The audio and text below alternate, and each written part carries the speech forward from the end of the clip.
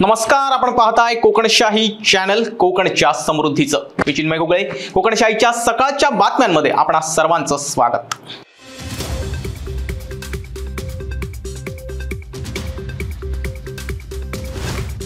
आंबा बागायतदारांचे प्रश्न सोडवण्यासाठी महायुती सरकार आता आंबा बोर्ड स्थापन करणार आहे, अशी घोषणा कृषी मंत्री धनंजय मुंडे यांनी केली आहे. काजू बोर्डाच्या धर्तीवर आंबा बोर्ड स्थापन करण्याचा निर्णय कृषी मंत्री धनंजय मुंडे यांच्या अध्यक्षतेखाली झालेल्या बैठकीत घेण्यात आलाय.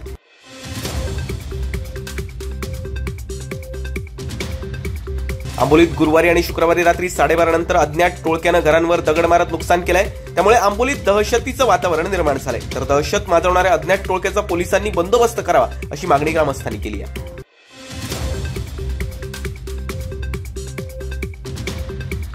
कुडाळ वेंगुर्ले मार्गावर पिंगुळी ब्रिज नजीक 2 दुचाकी समोरासमोर आदळून अपघात झाला. या अपघातात अमित जोशी आणि सायमन रॉड्रिक्स हे दुचाकीस्वार जखमी झाले. त्यांना अधिक उपचारासाठी गोवा बांबुळे येथे हलवण्यात आले.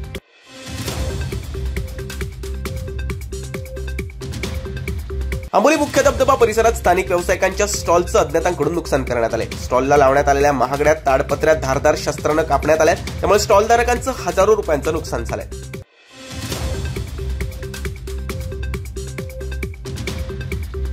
गोवा बनवडीची दारू बळात्कार प्रकरणी संशयित जितेंद्र चव्हाण याच्यावर गुन्हा नोंद करण्यात आलाय. त्याच्याकडून गोवा बनवडीची तब्बल 16,200 रुपयांची दारू जप्त करण्यात आली आहे. स्थानिक गुन्हा अन्वेषणच्या शाखेनं ही कारवाई भुईबावडा येथे केली आहे.